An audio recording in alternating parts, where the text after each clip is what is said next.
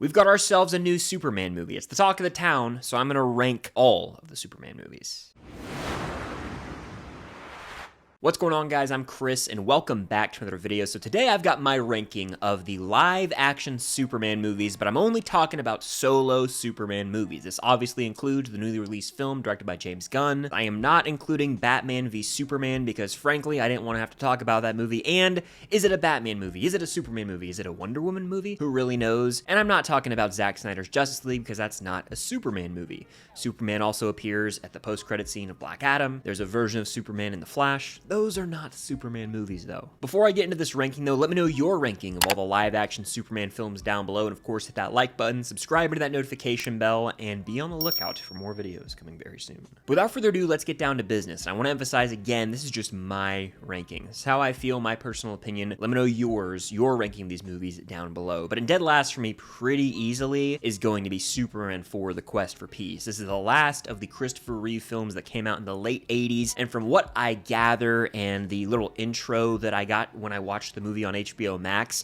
apparently it took some convincing to get Christopher Reeve to come back in this role, because after the third film, he was like, I'm ready to hang up the cape, I'm done. But he came out of retirement in the role if he was able to contribute to the story of the film, notably with the plot line surrounding nuclear arms and getting rid of those, because that's something he's been outspoken about personally, apparently. Christopher Reeve was back in the day. Again, this is all before my time, but it's what I found in research. And I hate to say it, this is a complete waste of time from the jump. It's only 90 minutes, it's the shortest Superman movie, and while that can be sweet after having to endure some of these movies that are just way too long, more on that later, I will say at least it's over kind of in the blink of an eye. Somehow, though, still feels a bit long. The villain's a joke. Absolute goofball. It's Nuclear Man. Lex Luthor, played by Gene Hackman, has returned here, but this movie's disjointed as hell, especially the main plot. It's incohesive, essentially, and the existence of this movie, I don't understand. It's somehow impressive at this point in the franchise, 4 movies in, almost a decade after the first came out, that the VFX have actually gotten worse. I don't even understand. I guess that there's just not as much faith in these movies later on, as specifically with 3 and 4, the response wasn't that great, so they lowered the budget maybe, but this movie's a mess, a complete mess. It's a joke, and I think it's the consensus worst Superman movie. It's 90 minutes long, there's rushed pacing, but it somehow still feels long when you watch it. It's an anomaly. This movie's existence, again, I ponder, and when it comes down to it, it's just outright terrible. Spare yourself if you haven't seen this. Save yourself the 90 minutes and go watch something else. And if you want to see my individual review of all these movies, you can follow me on Letterboxd at Filmstock, where I actually have written reviews of every single one of these movies well before this video, so you get sort of a look ahead at what's to come on the channel, as well as reviews of movies that I don't even talk about on the channel. Next up on my list is going to be Superman 3. This is the third Christopher Reeve Superman film, and it doesn't really feel like a Superman film. It's more like a Richard Pryor comedy. Yeah, I know. But this movie follows up the first two, and it lost the plot entirely. It's nonsense. Absolute nonsense from the jump. Richard Pryor's character, who's like this computer guy, ends up having almost more screen time than Superman himself. This movie is filled with dumb, out-of-place humor, and again, thanks to the Turner Classic Movies intro that I got, apparently this movie was actually shaped around Richard Pryor's comedy, which is a very, very big mistake in my opinion. Superman has never been a comedic character, and the films have never been pure comedies. This one tries to play out like that, and it just missed the mark for me. The plot here is bizarre, and you'll hear me talk about this when I get higher up in the ranking, but it is still evident that this movie, at least the first 3 Superman movies, were inspirations for future comic book movies in the modern era, notably the Sam Raimi Spider-Man trilogy, which you can see right here. I love to represent. It's one of my favorite superhero projects, the whole trilogy ever. I adore it. And so the first 3 Supermans clearly influenced that and inspired Raimi, notably here with the plot line of there being like an evil Superman randomly in the middle of this movie. A lot like when you get Bully Maguire in Spider-Man 3. As silly as this movie gets, it's not entirely unwatchable thanks to Christopher Reeve's performance and of course the score making a return. It always, inflates the score of those original Superman movies ever so slightly because of how iconic the music is. So it's not an utter abomination, but it's a stinker, and 3 and 4 for Superman, yikes. I mean, I thought it really couldn't get worse after Superman 3, and somehow it did with 4. Thankfully, those are the 2 bottom feeders of the Superman live action films. They're the worst by far. We have a bit of a step up from here on out, but not a ton with the next entry, which is Superman Returns. This movie disappointed me greatly. I remember growing up seeing the trailer for this movie, and I remember, the image of Brandon Routh's Superman stopping the plane. That was all over the marketing, so I remember that. I even think there were like Superman Burger King toys. Don't ask why I remember that. It's just one of those random commercials that you remember when you're a kid. And so I remember the movie coming out. I just wasn't really aware of the history at the time because I was 6 years old, so I didn't understand that it was a continuation of the Christopher Reeve films. I just was like, oh, a new Superman's coming out. Cool. Having the context, watching it years later, this movie is long as for no reason. It's unnecessarily long. I felt every single second of that runtime, and scene after scene was drawn out for no good reason. The main plot itself is bare bones and takes like an hour to actually get the ball rolling with anything. On top of that, Superman doesn't really suit up all that much and kick ass. Like, there's not very many action sequences here. And I'm not saying a Superman movie needs to be filled with, action to entertain me, but have something happen. This movie really hones in on the drama of Superman and Clark Kent's absence, but it's annoying because it blatantly disregards some of the continuity from the first 4 movies. And then I had to do some reading up after, and apparently this movie doesn't acknowledge the events of Superman 3 and 4. It's supposed to be viewed as like a direct follow-up to Superman 2. So that was news to me, and it makes sense, a little more now, but still an interesting decision. The most random things happen in this movie, and we as the audience are supposed to just believe them and be like, that makes sense.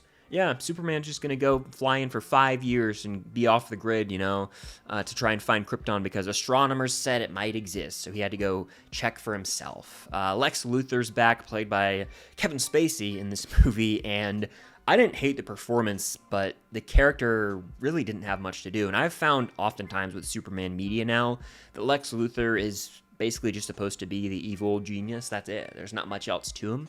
And so he plays that character well. It's just the plot's pretty goofy. Now, there are some highlights here. The score, back at it again, and of course that plane sequence is awesome. The weird thing about the visuals here is there will be a scene that's very clearly practical. There's like one moment where Lois Lane and 2 other characters are like in a boat and it's sinking in water, and it's very clearly a practical set. And even when Superman comes to save the day, like, it's clear they filmed this in a water tank. It's practical, but then it will so obviously cut to some awful CGI. I'm talking Revenge of the Sith, Ian McDiarmid, fully CGI Palpatine dueling Mace Windu level crap. Like, there's shots of Superman flying and it looks like you're watching a video game cutscene, and I don't understand where the money went, because I saw this movie had a massive budget, so I don't understand where the money went, because some of the VFX have not aged well. So this movie is meh. I'd honestly say bad. It's 2 hours and 35 minutes of bloated nonsense that really goes nowhere. Yes, it has a few standout scenes that are entertaining, but at the end of the day,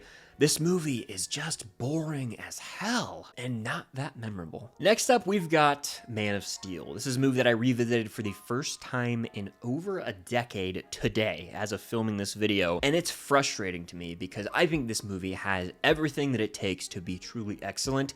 Zack Snyder, the director, just kind of gets in his own way and holds the movie back from being truly great. It's a shame because I quite like Henry Cavill in this lead role as Clark Kent / Superman, but he was never given an outstanding movie when he played the character.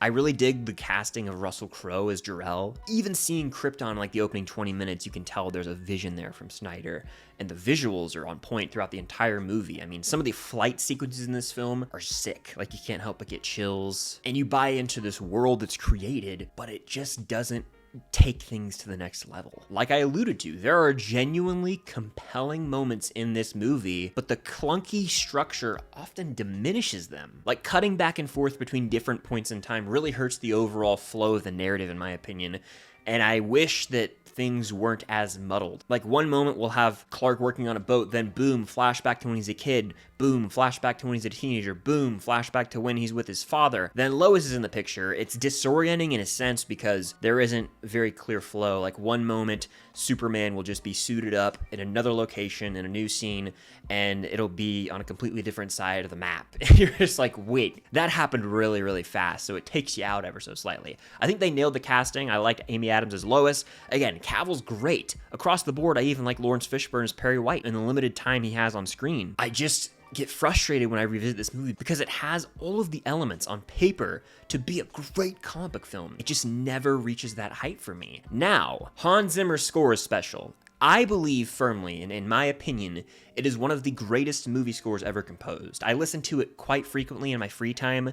If I want to get pumped up, if I'm going for a run, a walk, if I just want to get in the zone, I'm tossing on Man of Steel's score. I'm going, what are you going to do when you're not saving the world? I'm tossing on Flight. Like, there are multiple tracks in that thing that'll get your blood pumping. It's chill-inducing stuff, but I think Man of Steel's score is better than the movie itself.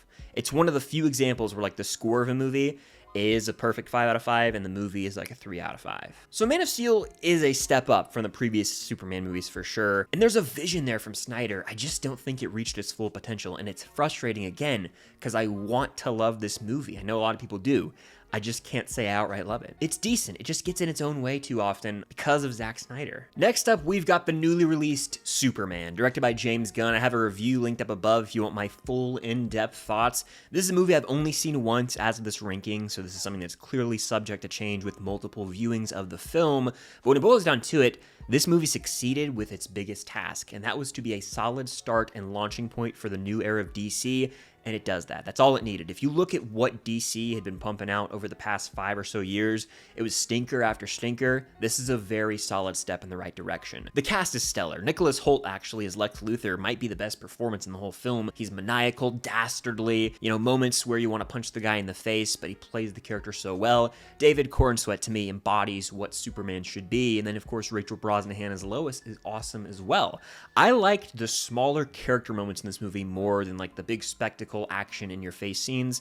I felt like those moments humanized Superman and made him more relatable and really pull on the heartstrings. Notably when he's back home, a certain scene with his, Earth parents, with Pa Kent. There's a scene there that really got me. Like, that was the scene of the movie to me, for sure. It was the heart of the movie, that one scene. But at the same time, this is a movie that throws the audience into an already established DC universe where the character dynamics are already there, so you just kind of have to blindly trust and get on board with characters and where they're at in the world. You don't really get to see these relationships develop and grow. You're kind of just thrown into the middle of it all. Literally, at the opening of the movie, you're thrown into the middle of an action scene. So I'll say it's somewhat jarring, especially when you're comparing this as the first Superman movie to Man of Steel and Superman 1978, which are pure origins. This is a lot less that. To me, it actually felt like we missed a movie. Like, there could have been 3 hours of the Superman movie before this that set up the character, set up the world, but we're just, already supposed to get on board with this guy. Like, the movie expects the audience to know Superman's origin, which of course we do. If you've watched a Superman movie or know anything about any piece of Superman media, we know the sort of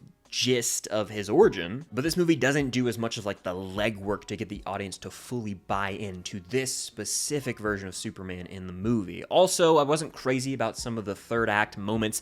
It's got your typical comic movie third act stuff, and if you've seen the movie, you probably know what I'm talking about. There's one reveal where I was like, and it just hasn't aged well for me, and I don't care for like the set piece of the final act that the plot surrounds, and I'm not spoiling things intentionally here, but at the same time, this movie does have some James Gunn moments where I'm like, yes, commit to being a James Gunn movie. Specifically, there's one scene with Mr. Terrific where I was like, this is awesome. It feels like something ripped out of Guardians 3. However, when I'm looking at James Gunn films, right, the Guardians trilogy and the Suicide Squad often contain these characters that are more obscure, out there, wacky, if you will, and over the course of the movie, you grow to love them.